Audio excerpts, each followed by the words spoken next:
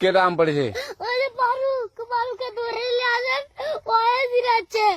আমি জিরাই নাই, প্লিজ। ওই আমটা তুল, আমটা তুল, আমটা তুল। কোনটা আম? হ্যাঁ, এই যে এই জাম, আরে এই যে এই জাম, এই জাম, এই যে এই জাম। ওরা জিরে দিছে, আপনি জিরে নেই, প্লিজ। তো একটু দূরে টাড়া, দূরে টাড়া, কি? ওখানে টাড়া।